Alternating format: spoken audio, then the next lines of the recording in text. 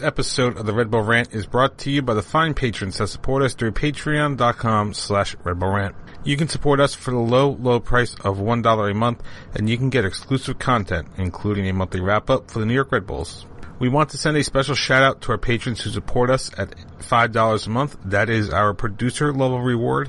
Thank you to Jeremiah Dempster, William Martin, Clayton John, and Christopher Admack. Now, on to the show. This is the Red Bull Rant podcast. If you aren't expecting adult language, why even bother listening?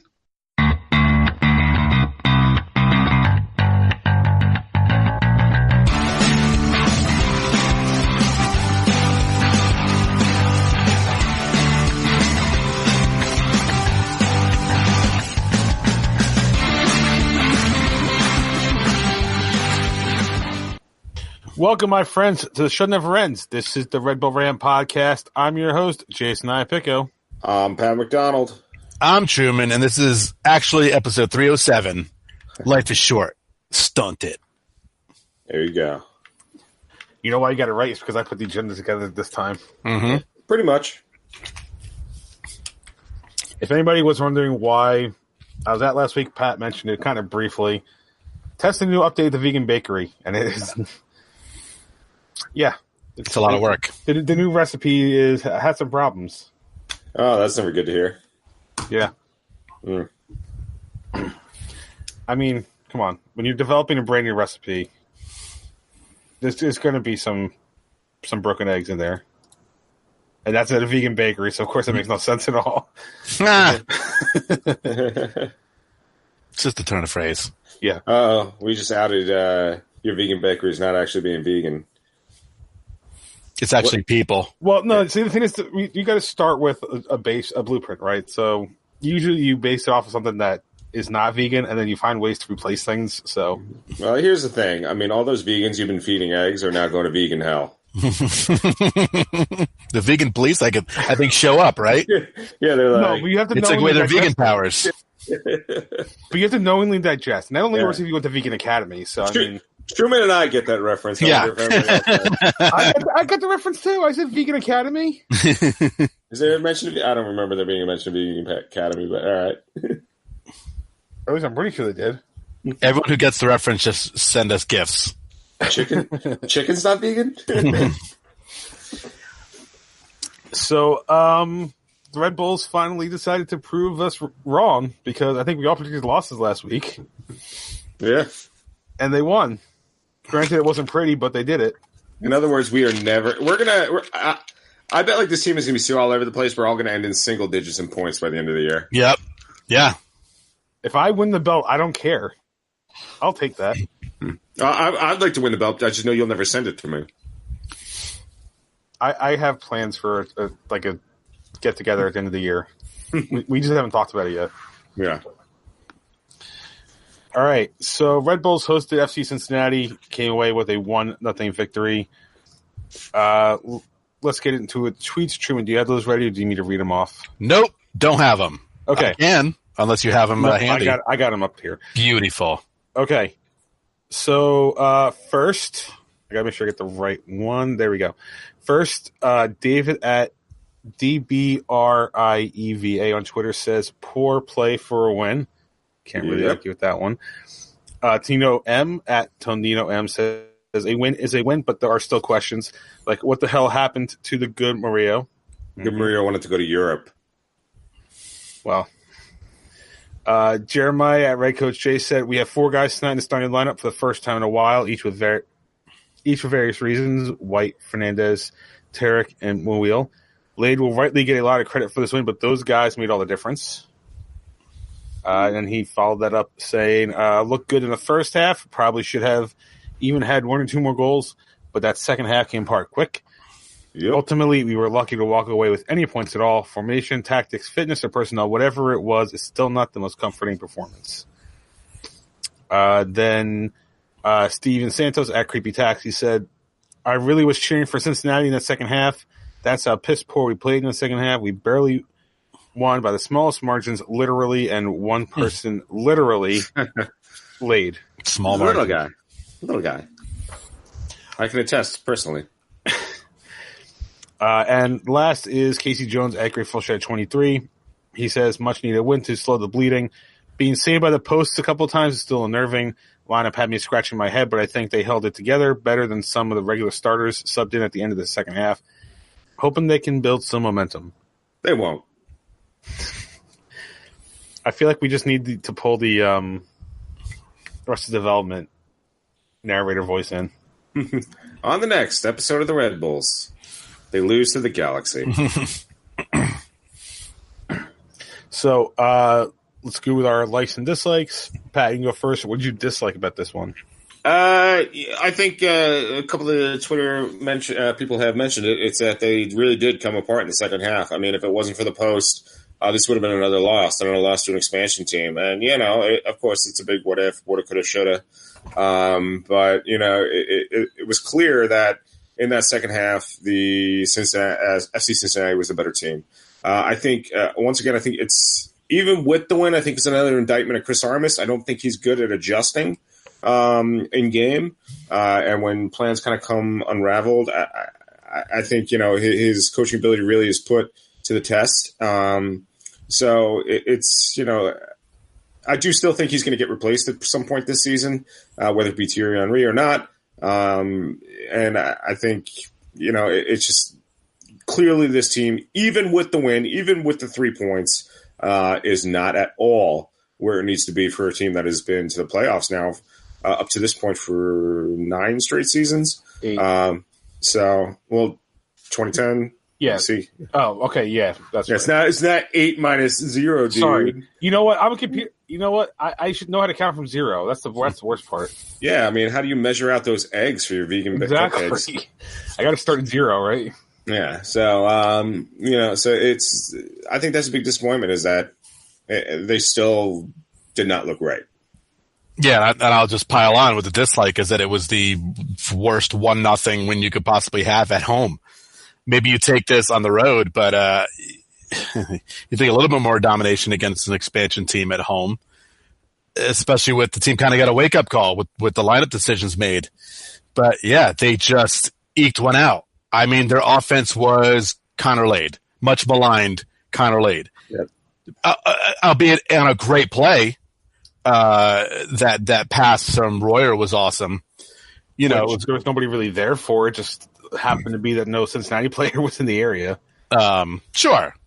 But I mean, the play was good, but that was your offense was a defenseman, a non-regular starter. Again, the guys who were supposed to score didn't. So what's that going to show us going into this weekend? Mm-hmm. This Latin time is going to destroy us. Probably. My dislike is Murillo had a bad game, but he was a symptom of a bigger problem, and that was going from a seemingly aggressive mindset to a defensive posture. Because 2 of the substitutions made a 3-man backline into a 5-man backline, and immediately we started giving up so many good looks, and the only reason that they didn't score was because they were just unlucky. But specifically that Murillo play, come on, you're on for less than like three minutes. Yeah. And that is the play. Like, I understand wanting to do the back pass header, but know where your fucking goalie is. Mm-hmm. That's your job. You're a defenseman. You're supposed to know where your guys are to make sure that you don't give up possession in your part of the field. And this clip wasn't on the show last time, but Murillo, you're forcing my hand here. It's fucking embarrassing! Thank the post, because unfortunately, as the team Twitter pointed out, the post and the crossbar were a player of the match, along with Connor Lade. Oh, that clever Red Bulls Twitter account.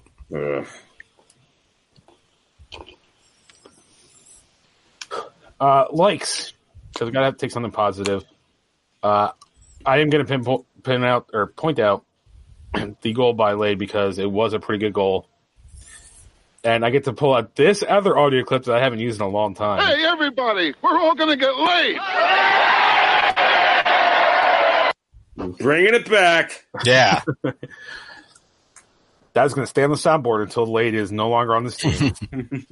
Or this podcast ends, whichever happens first. Caddyshack will always be welcome on this podcast. Yeah.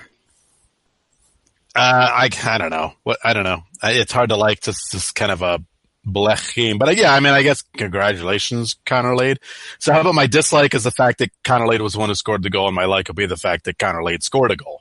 Can we just do it that way? You could. I mean, that's very possible. That's what I'm doing. Yeah, no, I'm just gonna let's go 3 for 3. My like is Connor Lade getting on the board. I mean, he's been much maligned throughout the season. I think a bit unfairly because I think it's a bit unfair to expect him to replace Kamar Lawrence's production. But you know, it's always nice to see a guy who has struggled and been crapped on by the fan base, and a longtime player for that matter for the team. Get such a crucial goal. So it's a good story. Well, when Thierry Henry takes over as head coach, I'm sure Connor Lade will be our forward. So most likely, we'll just score more often. Whatever happened to Connor Lade? He has bad coaches. I will make him great.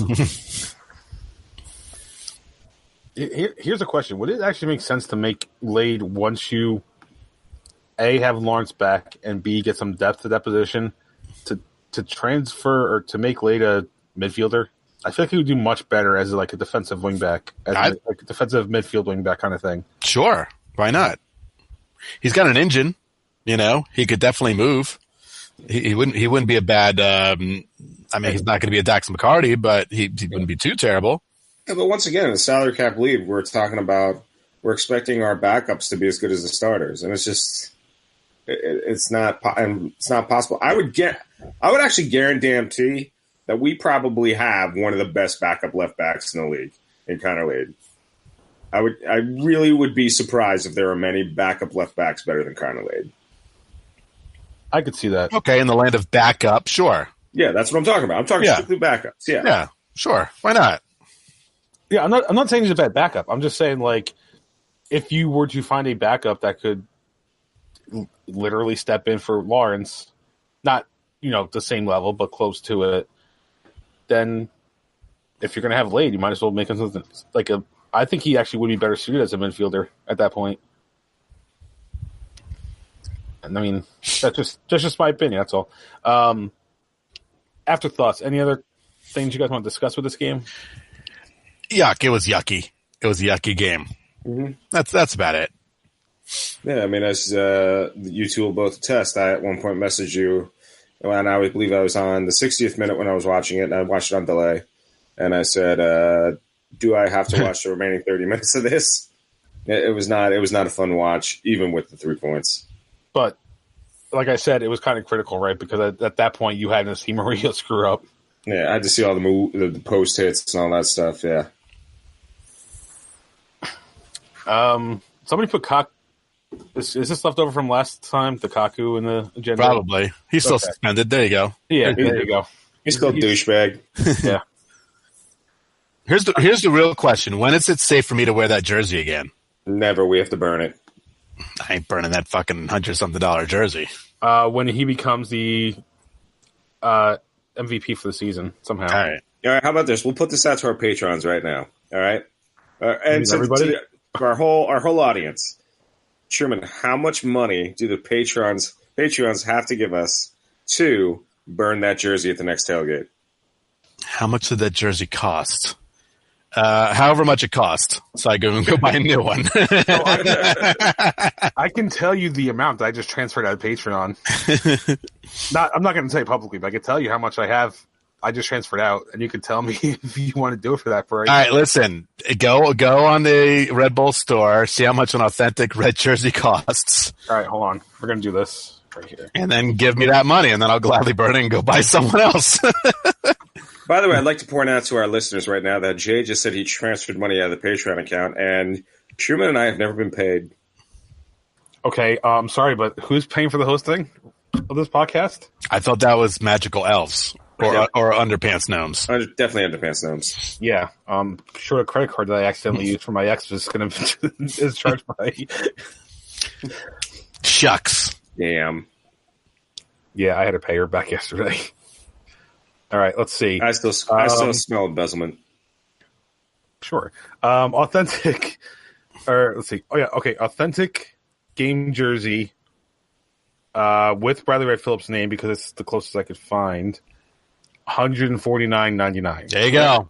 There you go. Give us $150, and at the next Red Bull Rant tailgate, we will burn Truman's Kaku jersey While wearing my new one that you guys bought for me. Yes. And that was a Wright Phillips one. Let's see. In any name, Yeah, they're all the same. Authentic is it's $150. Yeah. Well, The replica is $115. I don't wear replicas. Here's the problem, though. Is there You're any not FC Cincinnati. That's why. Truman? Who would you replace Kaku with at this point? Oh, God almighty. Oh, man. There's not a list of people right now that I'm very excited about. Would you just get an Henri jersey like those guys who wear Phil Simms jerseys to Giants games? No. JPA. Yeah, I don't know, maybe. Oh, Clint Mathis. He never wore a Red Bulls jersey, though. That's true. I mean, who do you go with in this lineup? Like, I already have the Wu-Tang, so I already have his. Yeah, I don't hate my long jersey. I'm going to say that. No, that's pretty quality. Listen, I'm not getting a Connor Lay jersey, all right? Not doing it. All right, how much extra do they have to give you to get a Connor Lay jersey? $10 more. All right, $160. Truman replaces his Kaku jersey with a Connor Lay jersey. Yep. Okay, we'll see. All right, let's move on. So, prediction contest, none of us got anything right. So, Truman and I are tied for first with 4 points. Pat's in third with 1. In the fans contest, somebody actually called a 1-0 win. I mean, that's not like a shocking score prediction. It's not like they said 5-2 and they got it right. I mean, but it did put him in the first place. Yeah, in the fan predictions. Steve Toto now sits on points tied, but he has a tiebreaker because he has 2 games exactly right this year. And those are his only points, by the way. The 2 games he's gotten exactly right. Not bad. No. So he is in first with 6 points. Tied for second is Goddamn with 6. Jeremiah Dempster with 6, but they only have 1 exact scoreline right, which is why they're tied for second. Then FCBM is in fourth, and then we have a tie for fifth. And I'm not going to read off those names right now. And the one for the LA Galaxy match, I put it up today. It's open until 1 p.m. Saturday. So I will try to pin that tweet when I get a chance. But on Twitter or Facebook, it'll be there. You guys can go put your predictions in. So the LA Galaxy match, the Red Bulls will host Zlatan and the Galaxy May 4th, 2 p.m. Eastern Time on ESPN. LA comes in with a very good 7-1-1 record this year.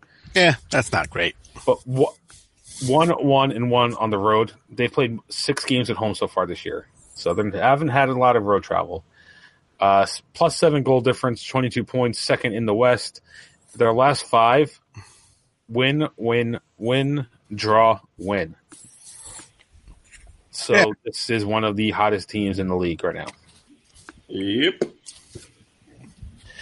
So, Truman, since you and I are tied for first, I'm going to let you go first.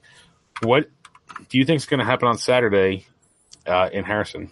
Me being sad, probably? Hashtag sad Truman? Yeah.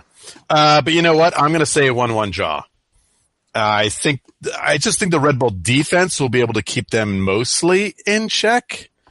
Long and Parker are just going to have to be as tall as Zlatan is. Just be like twin towers, over his solo tall guyness. I don't know. I think that's the best result you're going to get out of this. Hope the Galaxy are tired coming all the way to the East Coast. But I'm saying it. We're bringing it back. 1% Derby is on. Sure, the lineups aren't very 1%-y. But I always like the idea of this being the 1% Derby. So we're bringing it back. Yeah, I'm pretty sure we've invested our money at Enron since the last 1% Derby. So I don't think we're there anymore.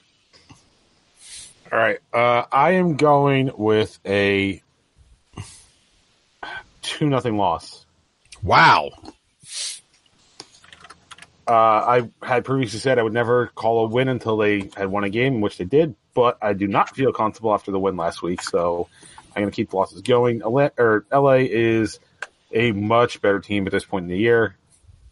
Regardless of the fact that they've only played 3 games on the road, I do not trust the Red Bulls to get another win, especially when their only shutout of the year came against a team that was on a 300-plus minute scoreless streak. Yeah, I just don't trust this team to win. Yeah, I actually 100% agree with Jay. I'm going with a 2-0 loss as well. I think this is probably very possibly the best offense the Rebels have been facing all year, or so far anyway. And on top of that, I mean, our offense is just it's awful. It's just flat out awful right now. I'm not even convinced Bradley Wright Phillips is injured. I hate to say it. I almost wonder if that's just something they put out there so he could be benched for, and save face. I just don't see the Red Bulls getting the result here. I think it's going to be a disappointing game with a stadium full of people to see Zlatan and nobody who actually plays in that stadium. Yeah, I definitely feel like that's how it's going to go. Any other thoughts on LA, or we just want to move past this? We can move past it. Oh, we have another game to preview. All right, it's double match week. I completely forgot. Double match week. I have to go to Red Bull Rant on a work night. Oh, man. Now I'm forced to go to the Rebels website because I don't remember what this game is. Do I have to work on Wednesday? Montreal, 8:00. On probably MSG, right? Montreal's 17 points? Good grief. When the fuck they get decent? When we saw her sucking? Yeah, it makes sense. So, yeah, New York hosting Montreal, 8 p.m. Eastern Wednesday night. And as Pat said, 17 points. I didn't prepare for this one, so I have no idea what's going to happen. I have no idea about anything about Montreal except for what Pat just said. So, Truman, actually, I'll go first this time since you went first for the last one to make it fair since we're tied. All right. I'm going to go another loss because, again, I don't trust – if Montreal is 17 points, I don't trust the Red Bulls to do anything, hosting or not.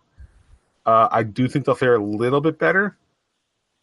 I am going to say a 2-1 loss at home. And I'm going to make the bold prediction that if we lose both of these games, that's when Armas is getting fired. That's not a hard prediction to make. I'm going to say they're going to win 1-0 because you know why? Because it's Wednesday and Wednesdays are fucking weird, and we're probably going to throw out some fucking bizarro lineup that makes absolutely no sense. And Brian White's going to score again. You said 1-0 victory? Yep. Okay. Yep. So one of us is going to get points this week. I'm going to go with a 1-1 draw because as I scrolled through Montreal's record, I saw they have a -2 goal differential, believe it or not, despite being in third place in the East. Which is probably an indictment of the East, but, so I'm going to say the Red Bulls get that draw, just take advantage of a bad Montreal defense. Probably an own goal, to be honest. I'm not really expecting any actual offensive output. So, yeah, I'm going to go with 1-1 draw. All right, there you go. So, yeah, somebody gets a point on Wednesday. Maybe somebody gets a point on Saturday. Although chances are somebody will get a point because I doubt they're going to win Saturday. Yeah.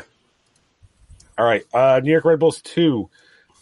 The last 2 matches was 2-1 victory home to Indy 11, and then a 5-0 win over the Birmingham Legion. Yeah. Just destroying teams. Whooping them up. 6-1-1 record, 19 points, plus 12 goal difference, number 1 in the East. It's almost like John Waliak knows how to coach a team that changes every year. Their next match is away to the Ottawa Fury, Wednesday, May 8th at 10:30 a.m. And that is not a mistake. I double-checked the Red Bull website, and their site says 10:30 a.m. Because when I saw that on Google, I was like, that can't be correct. It's got to be like 10:30 p.m. This is some rando, Canadian holiday that everybody is off. It's like a school. It's like a school camp game. That's how that feels like. One of those. Is it going to be 100 degrees? No. Oh, man. I mean, it's Canada. Come on. It's not going to be 100 degrees yet. Or maybe ever. Well, maybe with global warming, but... all right, so Sky Blue FC picked up a 2-2 draw at home against the Portland Thorns, the defending NWSL champions. Their next match is away against the North Carolina Courage on Saturday, May 4th at 7 p.m. So if you can't go to both, obviously, but you can at least watch a kind of day-night doubleheader. You can totally do both. Yeah, you can travel down to North Carolina. Oh, whoops. I mean, planes. I mean, sure, if you can charter a plane, you can make it down there. So for all our rich listeners, why aren't you giving us money? Yeah, that's the first thing. And then second, take your private plane to North Carolina and watch the Sky Blue. All right. So with that, time for the dumping ground. I'm the trash man. All right. So I added this one in. I should have put it in today, but I added it in late. He added it in 1 second ago. So Literally. Not at all prepared. Sorry. Well, I'm going to read you'll have time. Can I read this? So on the, Reddit is basically an online forum, and if you go to reddit.com/r/RBNY, it's nothing but Red Bulls. Somebody put up, the user's name is Soccer Stag with 2 G's. Cool. Put up a proposed New York Red Bulls best 11. I'm going to read it out real quick because it did generate some discussion. I thought it was kind of interesting. Dan Lee Borman better be on this fucking list. Nope, he is not. Let's start at the back. Tim Howard for goalkeeper. On the defense, and I'm assuming this is a 4-3-3 based on who he has.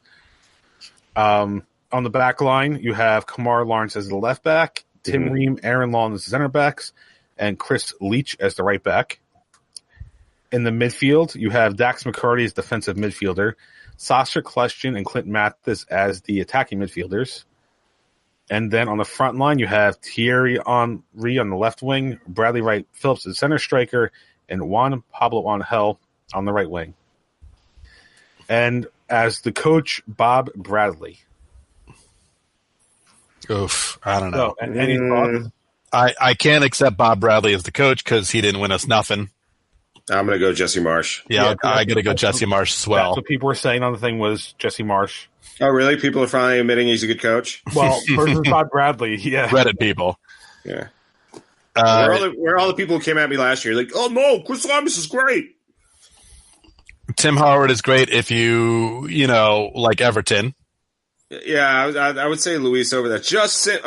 Tim Howard obviously has the career, but it was so short for the Red Bulls. Right, and we're talking the Red Bulls best 11, right? Not like wherever else they played. He calls it the image says New York Red Bulls legends. So my assumption it means team legends, not like best career that happened to pass through the area. Right. Yeah.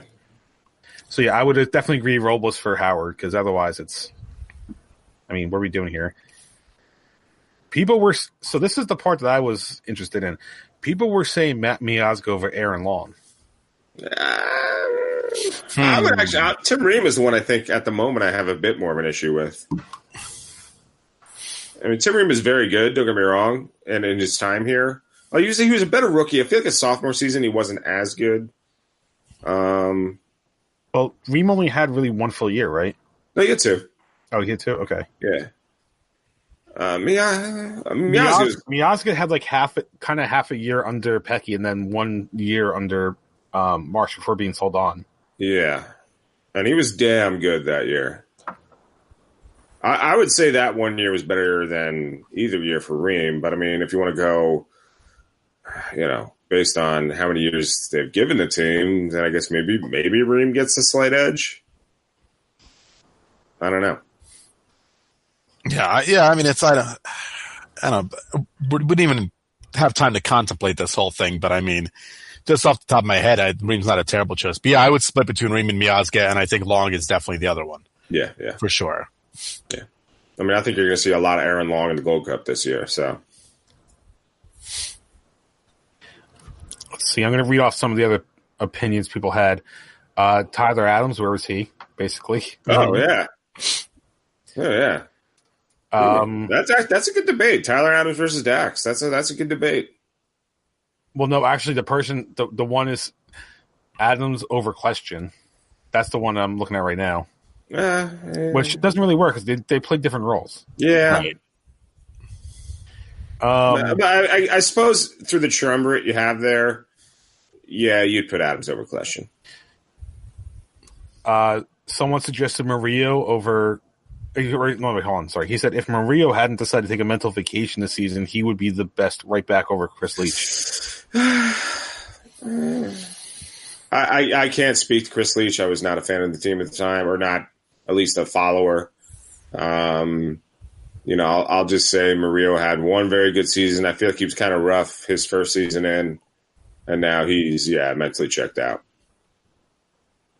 I would just need more time to study all this nonsense. I think the forwards are gimmies. I don't think there's any arguing. No, not at all. I think really the only one. So wait, no Salou Ibrahim for you guys? I think the only positions you can really have a debate on, right? Robles absolutely has to be in there for Howard. That's not a question. Mm-hmm. Simply because of the time with the team. I mean, Right, Robles has won three. Robles has won 3 Shields with this team. Yeah. If he's not a club legend, then something's wrong. I mean, because then you're talking Michael Bradley's got to be in there. Yeah. Or Josie out the door. Yeah. Or I'll say this: I don't think Josie's cracking the top 3 of the Red Bull. Yeah.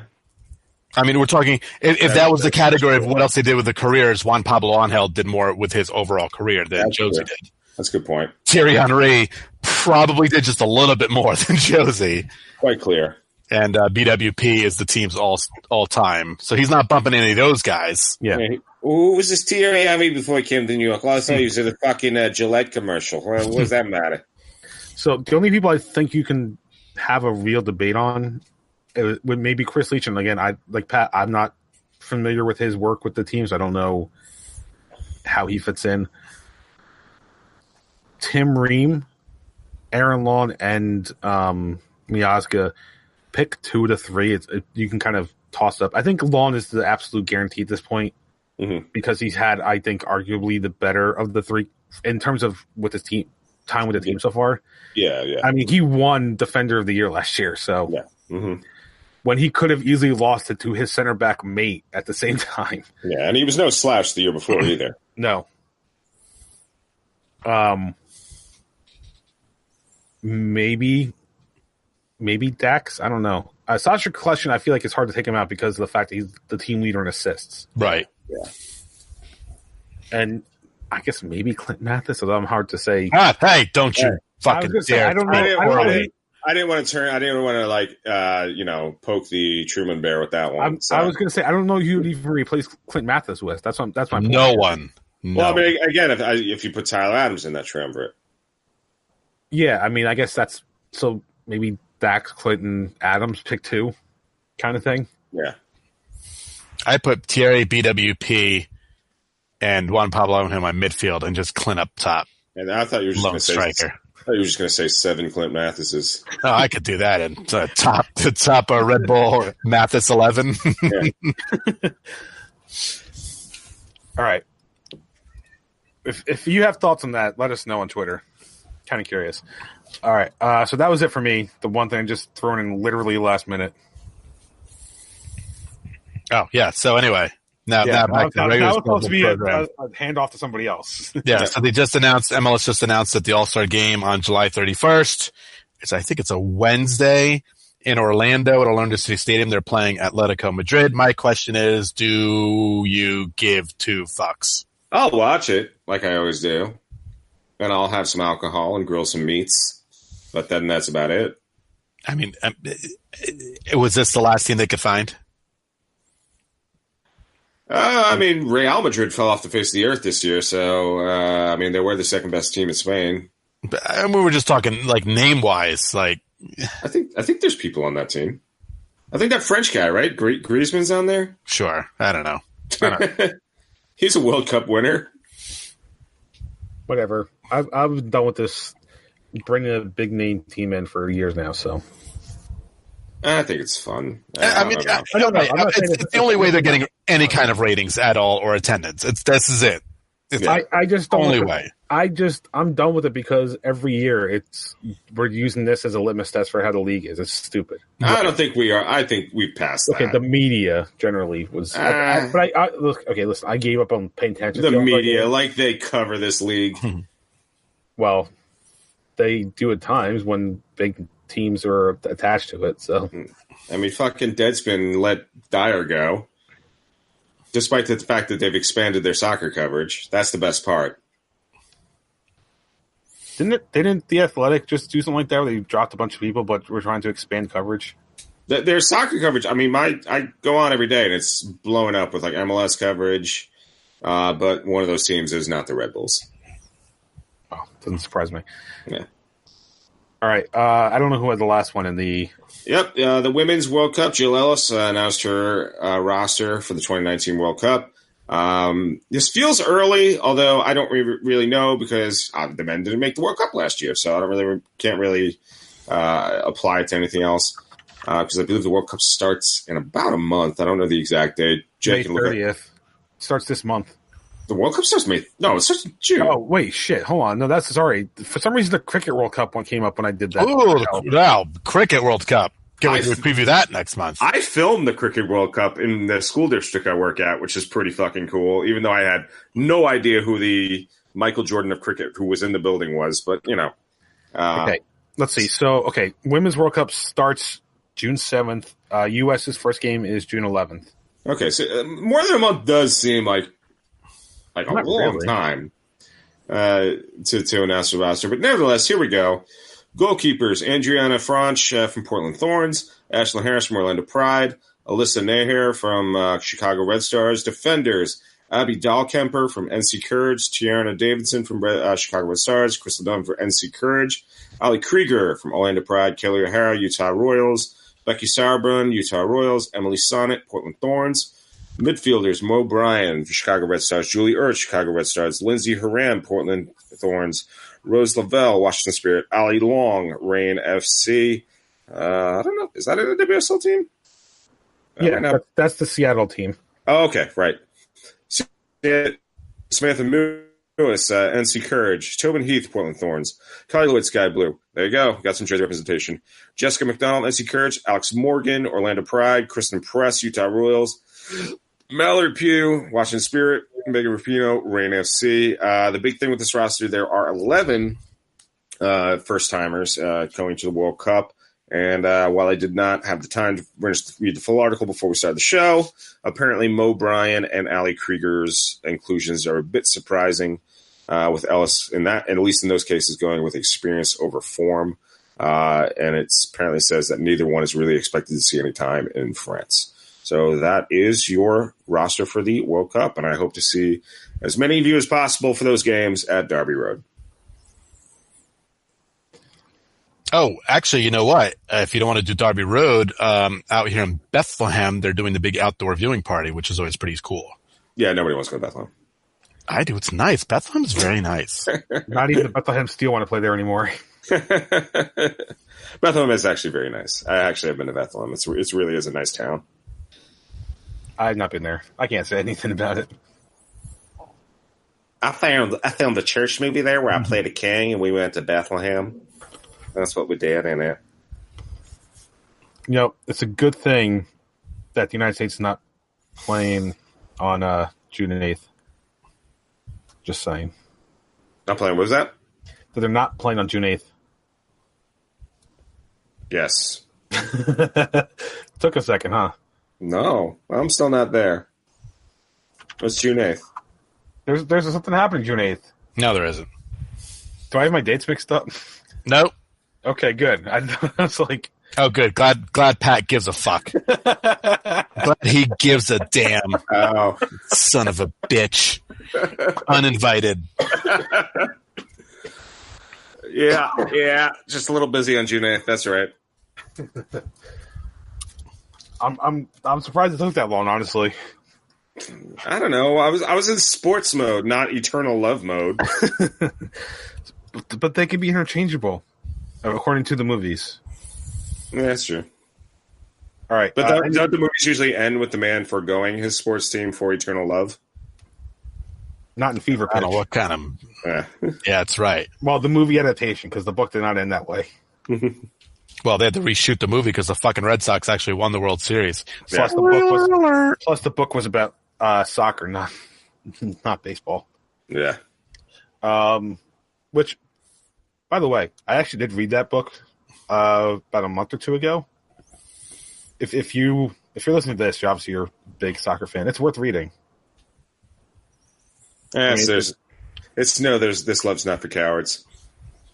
That's a soccer book everyone should read. All right, reading. You guys in your reading? Well, I mean, I haven't read a book in like 2 years, but I've read 4 or 5 this year so far. I read the new issue of Avengers and Uncanny X-Men. All right. Anything else for Dumping Ground? No. All right. So that only leaves us with Truman's terrible team of the week. That's terrible. Boy, I'll tell you, I racked my brain on this one. I'm going to give a runner-up to my Liverpool for getting their asses whomped yesterday, leaving them with absolutely no chance, probably to advance in the Champions League. But I'm going to keep this one MLS. Not a lot of blowouts going on, nothing embarrassing, but I'm just going to shout right out to DC United for losing to Minnesota. Although it was up in Minnesota, they did lose in I think it was like the 82nd minute. So they had a scoreless draw. They couldn't have gotten a point, and they got completely yoinked by a team who sings Wonderwall at the end of their games. Is that the first win for Minnesota in that building? I don't pay attention. Because they tied NYCFC. Correct. So and I was wondering if it was not sure. I could probably look real quick, but I don't know. Let's find out, shall we? Yes, it was because Minnesota tied New York City FC 3-3 and then tied LA 0-0. Yep. Their first win at home was a 1-0 squeaker. All right. Anything else you guys want to talk about before we wrap this one up? No. Okay. You can visit us at patreon.com/Red Bull Rant. $1 a month is all you need to get exclusive content, such as our monthly wrap-ups, which I just realized we probably should wrap up April. Ah, fuck. Yeah. That's how busy the vegan bakery has been. I forgot what month we're in. So our exclusives such as monthly wrap-ups, live post games, anything else we do. You can email us, redbullrant@gmail.com. If you want to call us, 973-348-5329. Facebook.com/redbullrant. On Twitter, @redbullrant for the show. At Doc the Stooch myself, at PMAC, DA2 for Pat, at The Truman for Truman. Subscribe to our show via iTunes, Stitcher Radio, Google Play Music, YouTube, SoundCloud, Spotify, pretty much anywhere you can find a podcast.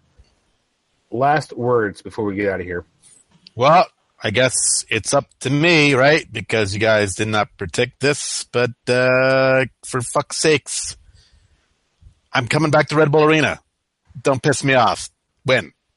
And I'm just going to say, Barths, keep making good meat because that's probably the only thing I'm going to enjoy on Saturday. All right, so for Pat, Truman, and myself, I'm dying over here. This has been episode number 307 of the Red Bull Rant. Thank you guys for tuning in, and as always, go Red Bulls. Chewy, we're home.